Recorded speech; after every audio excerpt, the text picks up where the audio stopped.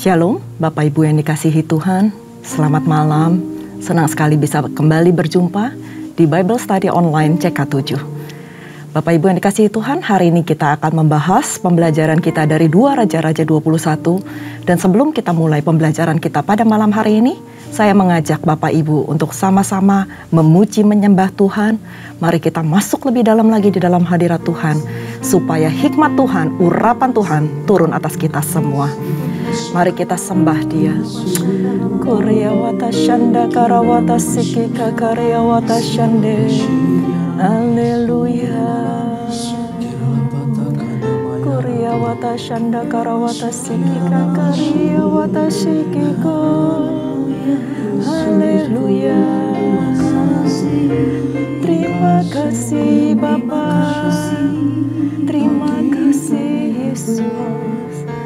Kami bersyukur, kami puji Engkau Tuhan selamanya.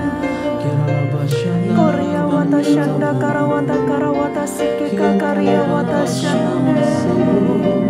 Kami undang Engkau Tuhan, hadir dalam hidup kami, dalam setiap hati kami, penuhi kami Tuhan.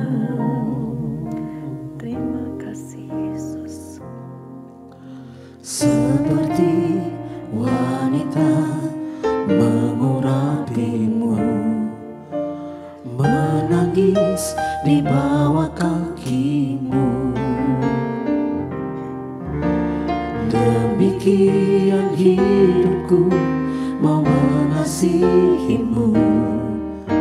Yesus, Engkau baik bagiku. Seperti wanita mengurapimu, menangis di bawah kakimu. Demikian hidupku mau mengasihimu. Yesus, Engkau baik bagiku. Sampai akhir ku menutup mata, ku tetap setia menanti janjimu. Sampai ku dapatkan mahkota kehidupanku, ku tetap setia untuk melayanimu. Sampai akhir ku menutup mata, ku tetap setia menanti janjimu. Sampai ku dapatkan mahkota kehidupanku, ku tetap setia untuk melayanimu.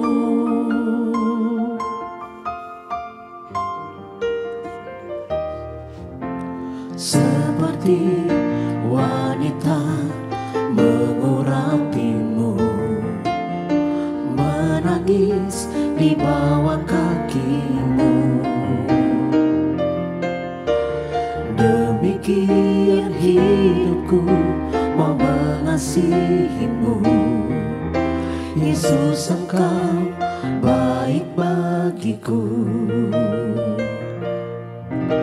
Seperti wanita mengurapimu, menangis di bawah kakimu. Demikian hidupku mau mengasihimu. Yesus, Engkau baik bagiku. Sampai akhir ku menutup mata, ku tetap setia menanti janjimu. Sampai ku dapatkan mahkota kehidupanku, ku tetap setia untuk melayani.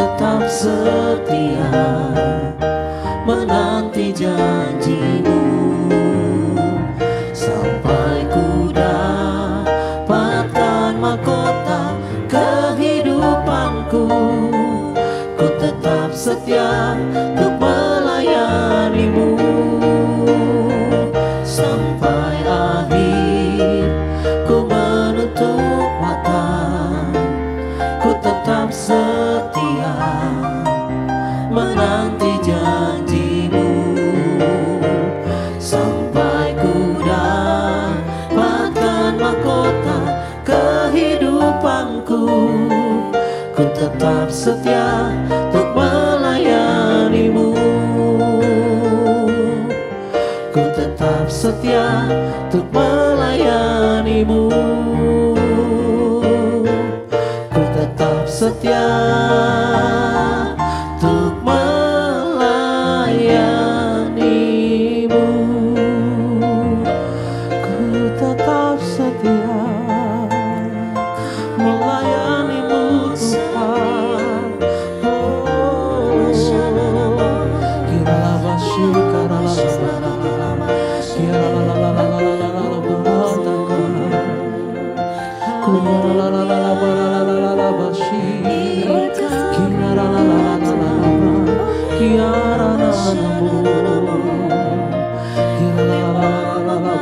Tuhan.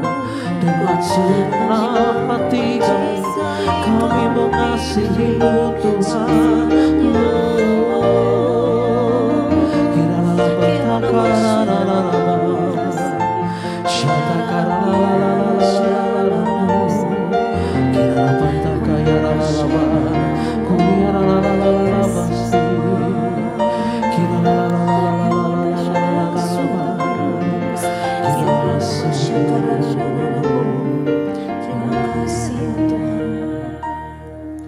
Ku mau cinta Yesus selamanya.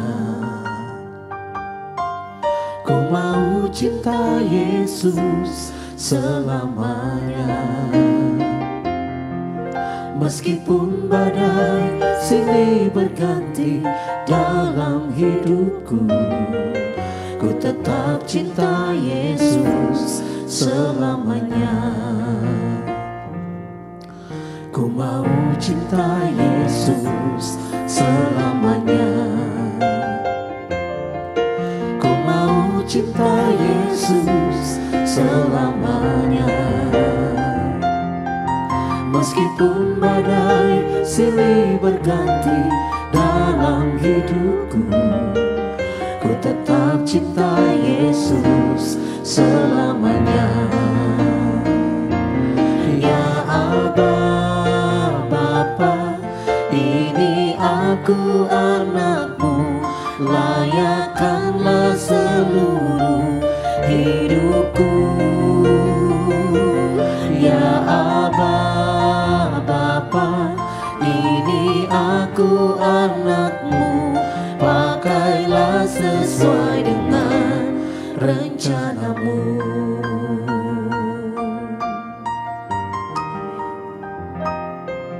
Ku mau cinta Yesus selamanya. Ku mau cinta Yesus selamanya. Meskipun badai silih berganti dalam hidupku, ku tetap cinta Yesus selamanya. Ku mau cinta Yesus selamanya. Ku mau cinta Yesus selamanya. Meskipun badai silih berganti dalam hidupku, ku tetap cinta Yesus selamanya. Ya Aba, Bapa, ini aku anakmu, layakkanlah seluruh hidupku. Ya Aba, Bapa, ini aku anakmu, pakailah sesuai dengan rencanamu.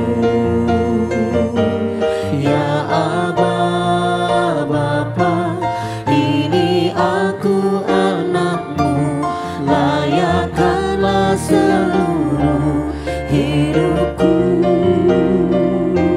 Ya Aba, Bapa, ini aku anakmu, pakailah sesuai dengan rencanamu.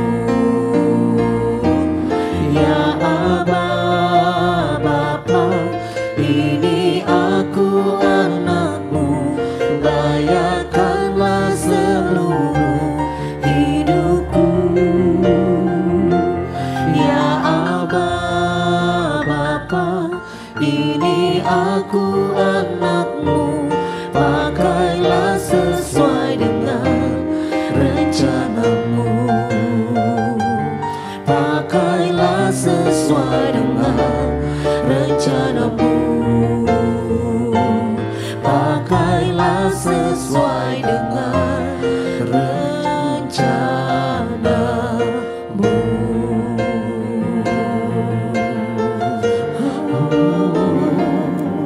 Ini kami Tuhan, mengasihimu sesuai rencanamu dalam hidup kami.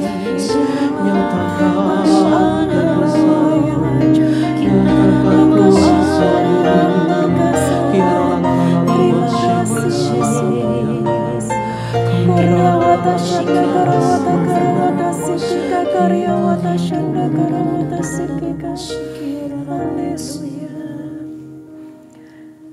Kami bangga Tuhan dapat memanggil Engkau Aba dan Bapa kami.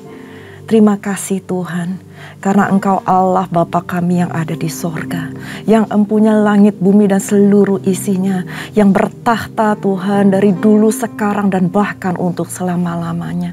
Thank you Jesus, thank you. Terima kasih Bapa. Terima kasih untuk hadirat-Mu. Terima kasih Tuhan untuk urapan-Mu yang baru pada setiap kami. Terima kasih Tuhan untuk anugerah-Mu yang begitu berlimpah dalam kehidupan kami.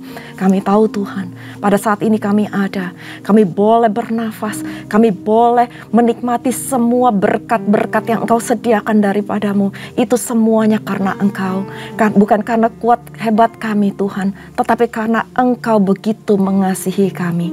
Ajar kami untuk tetap setia Tuhan, menuruti apa yang Engkau inginkan dalam kehidupan kami. Ajar kami Tuhan untuk tetap taat dengan segala perintah yang telah Engkau tetapkan di dalam firman-Mu. Terima kasih Bapa, terima kasih Tuhan, terima kasih untuk pujian penyembahan yang begitu indah Tuhan. Hamba percaya ini semuanya boleh menjadi dupa yang harum, dan ini semua boleh menyenangkan hati-Mu. Bapa, jikalau sebentar lagi kami akan sedikit belajar tentang kebenaran firman-Mu, Engkau urapi kami semua Tuhan. Kami tahu tanpa urapan-Mu kami gak bisa apa-apa, dan kami gak ngerti apa-apa Tuhan. Maka dari itu Tuhan, berikanlah kami hikmat marifat yang daripada-Mu, supaya kami dapat menangkap Tuhan setiap firman, dan kami boleh melakukannya dalam kehidupan kami sehari-hari. Supaya hidup kami boleh menjadi terang, boleh menjadi saksi-Mu dimanapun kami berada. Terima kasih Tuhan, urapi hamba Tuhan, pakai hamba sebagai perpanjangan lidah-Mu untuk menyampaikan kebenaran firman-Mu. Terima kasih Bapa, kami siap belajar hanya di dalam nama Tuhan Yesus. Mari kita yang siap belajar sama-sama katakan amin. Nah, sekali lagi saya ucapkan selamat datang untuk Bapak Ibu yang baru saja bergabung dengan kami di Bible Study Online CK7. Hari ini kita akan belajar dari 2 Raja-Raja 21, di mana ayatnya cukup panjang, 21 ayat, tetapi saya nggak akan bacakan semuanya. Ini adalah kita membahas mengenai raja-raja yang ada di Yehuda. Nah, perikop yang pertama adalah Manasye, Raja Yehuda. Saya akan bacakan. Manasye berumur 12 tahun pada waktu ia menjadi raja, dan 55 tahun lamanya ia memerintah di Yerusalem. Nama ibunya adalah Hefsibah. Ia melakukan apa yang jahat di mata Tuhan, sesuai dengan perbuatan keji bangsa-bangsa yang telah dihalau Tuhan dari depan orang Israel. Ia mendirikan kembali bukit-bukit pengorbanan yang telah dimusnahkan oleh Hizkia ayahnya. Ia membangun mesbah-mesbah untuk Baal. Ia membuat patung Asyera seperti yang dilakukan Ahab, Raja Israel. Dan sujud menyembah kepada segenap tentara langit dan beribadah kepadanya. Ayat 4 mengatakan, ia mendirikan mesbah-mesbah di rumah Tuhan, walaupun sehubungan dengan rumah itu Tuhan telah berfirman, di Yerusalem aku akan menaruh namaku. Dan ia mendirikan juga mesbah-mesbah bagi segenap tentara langit di kedua pelataran rumah Tuhan. Bahkan ia mempersembahkan anaknya sebagai korban dalam api, melakukan ramal dan telaah, dan menghubungi para pemanggil arwah dan para pemanggil roh peramal. Ia melakukan banyak yang jahat di mata Tuhan, sehingga ia menimbulkan sakit hatinya. Ia menaruh juga patung Asyera yang telah dibuatnya di dalam rumah, walaupun sehubungan dengan rumah itu Tuhan telah berfirman kepada Daud dan kepada Salomo anaknya. Dalam rumah ini dan di Yerusalem yang telah kupilih dari antara segala suku Israel, aku akan menaruh namaku untuk selama-lamanya. Ayat 8, aku tidak akan membiarkan bangsa Israel lagi dibawa keluar dari tanah yang telah kuberikan kepada nenek moyang mereka, asal saja mereka tetap berbuat tepat pada yang telah kuperintahkan kepada mereka dan tepat menurut hukum yang telah diperintahkan kepada mereka oleh hambaku Musa. Saya akan baca lagi sedikit lagi, tetapi mereka tidak mau mendengarkan. Jadi mereka ini sudah diberitahu oleh nabi-nabi sebelumnya, raja-raja sebelumnya, tetapi mereka tidak mau mendengarkan. Dan Raja Manasye menyesatkan mereka, sehingga mereka melakukan yang jahat lebih daripada bangsa-bangsa yang telah dipunahkan Tuhan dari hadapan orang Israel. Kemudian berfirmanlah Tuhan dengan perantaraannya para hambanya, yakni para nabi, oleh karena Manasye, Raja Yehuda, telah melakukan kekejian-kekejian ini, berbuat jahat lebih daripada segala yang telah dilakukan oleh orang Amori yang mendahului dia. Dan dengan berhala-berhalanya juga ia telah mengakibatkan orang Yehuda berdosa pula. Sebab itu beginilah firman Tuhan Allah Israel, sesungguhnya aku akan mendatangkan malapetaka atas Yerusalem dan Yehuda, sehingga setiap orang yang mendengarkannya akan bising kedua telinganya, dan aku akan merentangkan atas Yerusalem tali pengukur sama seperti atas Samaria, dan tali unting-unting sama seperti atas keluarga Ahab. Dan aku akan menghapuskan Yerusalem seperti orang menghapus pinggan, yakni habis dihapus, dibalikan pula menungging. Aku akan membuangkan sisa milik pusakaku, dan aku akan menyerahkan mereka ke dalam tangan-tangan musuh mereka, sehingga mereka menjadi jarahan dan menjadi rampasan bagi semua musuh mereka. Oleh karena mereka telah melakukan apa yang jahat di mataku. Dan dengan demikian mereka menimbulkan sakit hatiku mulai dari hari nenek moyang mereka keluar dari Mesir sampai hari ini. Sampai di sini dulu pembacaan kita. Nanti setelah ini Bapak Ibu silahkan melanjutkan sampai ayat yang ke-26. Nah, Bapak Ibu yang dikasihi Tuhan, hari ini pada yang perikop pertama kita membahas mengenai seorang pemimpin, bagaimana seorang pemimpin yang membawa kehancuran kepada sebuah bangsa. Hal itu terjadi karena kesalahan dari seorang pemimpin tersebut. Akan tetapi Allah bisa bekerja dengan caranya yang ajaib, misterius, yang kadang-kadang kita juga nggak bisa mengerti. Nah, ayah dari Raja Manasye, yaitu Raja Hizkia, yang kita baca di pasal sebelumnya, pasal-pasal sebelumnya, di pasal 18 dan 19, raja ini pada akhirnya belajar untuk sungguh-sungguh mengandalkan Tuhan. Namun tidak demikian dengan Raja Manasye, Raja Yehuda yang dikenal paling jahat. Namun Allah kenapa membiarkan Manasye, raja yang jahat itu, bisa memerintah begitu lamanya, selama 55 tahun, padahal dia jahat. Sedangkan ayahnya yang berlaku benar di hadapan Tuhan hanya memerintah selama 29 tahun. Dalam hal ini kita nggak mengerti apa kedaulatan Tuhan dalam kehidupan setiap manusia. Kadang-kadang kita bilang Tuhan kok nggak fair. Orang yang jahat kok dikasih memerintah lebih lama. Sedangkan orang yang baik cuman sebentar aja. Orang yang benar kok kelihatannya hidupnya tidak seenak orang yang tidak melakukan kebenaran. Tapi satu hal yang saya ingin katakan, bahwa Tuhan belum selesai. Tuhan belum selesai terhadap orang-orang, baik yang berlaku kejahatan, kekejian di mata Tuhan, maupun yang melakukan kebaikan, yang melakukan kebenaran. Karena semuanya itu pasti ada hasilnya. Membuahkan sesuatu, ada konsekuensinya.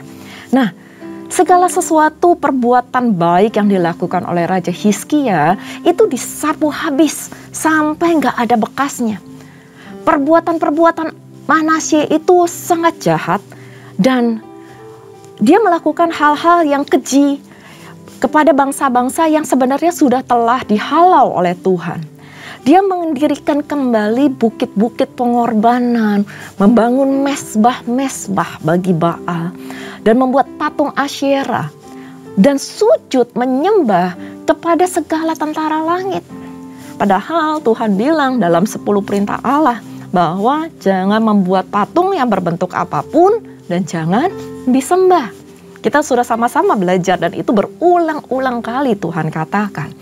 Nah, Manasye di ayat yang keempat dan ketujuh juga mendirikan mesbah-mesbah dan menaruh patung Asyera ini di dalam rumah Tuhan. Udah bangun patung, dimasukin pula ke dalam rumah Tuhan. Dan perbuatan keji apalagi yang dilakukan oleh Manasye? Manasye ini mempersembahkan anaknya sendiri loh sebagai korban dalam api. Dan dia mendatangkan semua peramal dan telaah yang itu sangat menyakiti hati Tuhan. Saya ingat banget di pelajaran kita sebelum-sebelumnya, mungkin udah cukup agak lama, bahwa ramalan telaah memanggil para arwah itu adalah kekejian. Kekejian itu berarti dosa yang yang sangat parah di hadapan Tuhan. Dan juga apa yang dilakukan juga kejahatan dari Manasye, ia mencurahkan darah orang, mencurahkan banyak bahkan darah orang yang tidak bersalah. Itu disebutkan di ayat yang ke-16. Saya bacakan. Lagi pula di ayat 16 ya Bapak Ibu ya. Lagi pula Manasye mencurahkan darah orang yang tidak bersalah sedemikian banyak hingga dipenuhinya Yerusalem dari ujung ke ujung. Belum termasuk dosa-dosanya yang mengakibatkan orang Yehuda berdosa pula dan berbuat apa yang jahat di mata Tuhan. Jadi dia nggak jahat cuma sendirian. Dia mengajak orang-orang juga yang di bawahnya ikut melakukan kejahatan di mata Tuhan. Dan oleh karena segala dosa yang telah didatangkan oleh Manasye, Tuhan mendatangkan malapetaka atas Yerusalem dan Yehuda. Sehingga itu membisingkan telinga orang yang mendengarnya. Itu dituliskan pada ayat yang ke-12 sampai yang ke-14.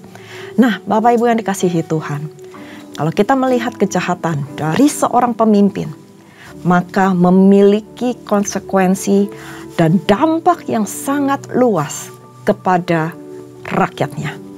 Artinya, Allah menganggap seluruh masyarakat itu ikut berdosa karena pemimpin mereka berdosa. Maka dari itu, hal-hal yang perlu kita pikirkan, hal-hal yang perlu kita pertimbangkan adalah jikalau seorang pemimpin melakukan sesuatu kekejian, maka bawahannya atau anak buahnya atau keluarganya, kalau pemimpin itu bisa juga dalam keluarga adalah ayah, bapak, papa. Kalau dia melakukan kekejian, maka seluruh keluarga itu juga dapat menanggung akibatnya. Bapak Ibu yang dikasihi Tuhan, gak cuma hal-hal yang negatif, tapi juga ada hal-hal yang positif. Jikalau pemimpin melakukan hal yang baik di mata Tuhan, maka kesejahteraan dari rakyatnya itu juga berdampak. Jadi kalau Bapak Ibu dipercayakan menjadi seorang pemimpin dimanapun Bapak Ibu berada, baik itu di dalam pekerjaan, di dalam gereja yang Tuhan percayakan di mana kita bertumbuh, atau juga di dalam keluarga, siapapun kita, lakukan yang terbaik, lakukan yang benar, lakukan yang berkenan di hadapan Tuhan. Karena kita bukan bertanggung jawab sendiri terhadap Tuhan, tetapi kita juga bertanggung jawab terhadap orang-orang yang ada di bawahan kita.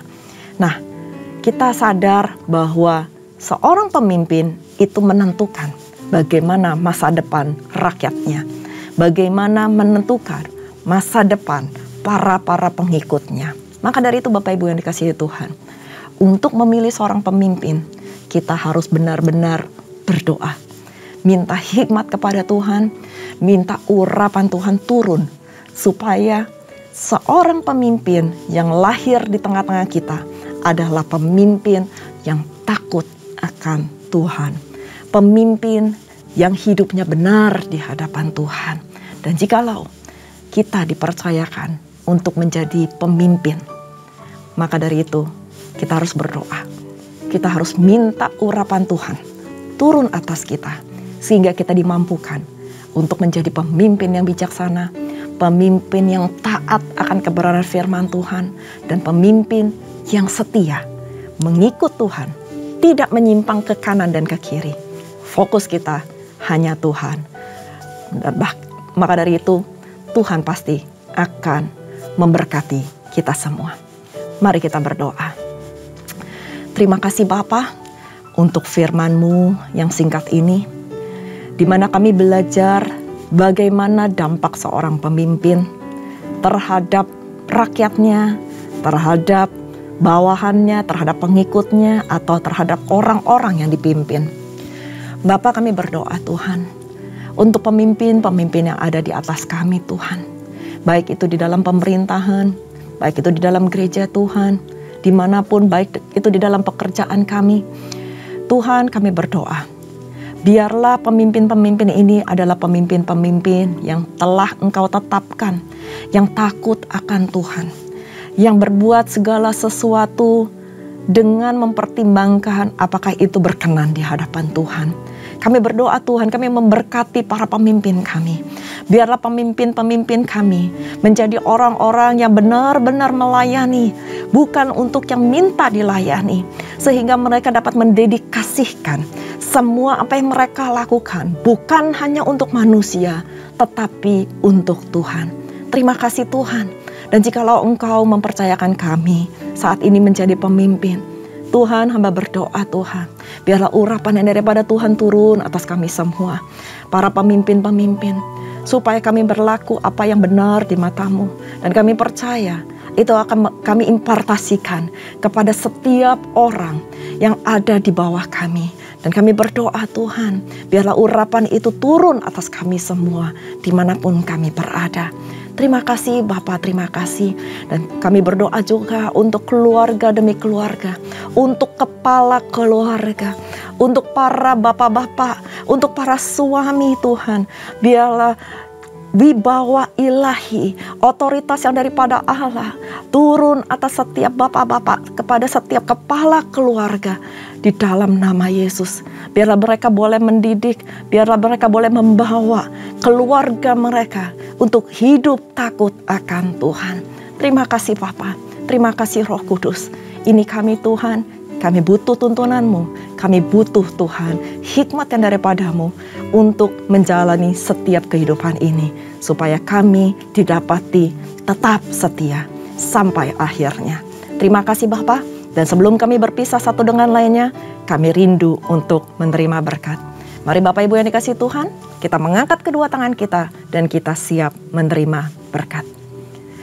Terimalah berkat yang berlimpah-limpah dari Allah Bapa, kasih karunia di dalam anaknya yang tunggal, Tuhan kita Yesus Kristus, dan persekutuan manis dengan Roh Kudus menyertai Bapak Ibu sekalian mulai saat ini sampai Tuhan Yesus datang untuk kedua kalinya, menjemput kita di awan-awan permai, dan bahkan untuk selama-lamanya. Mari kita yang sudah menerima berkat, sama-sama katakan, amin. Tuhan Yesus memberkati. Shalom.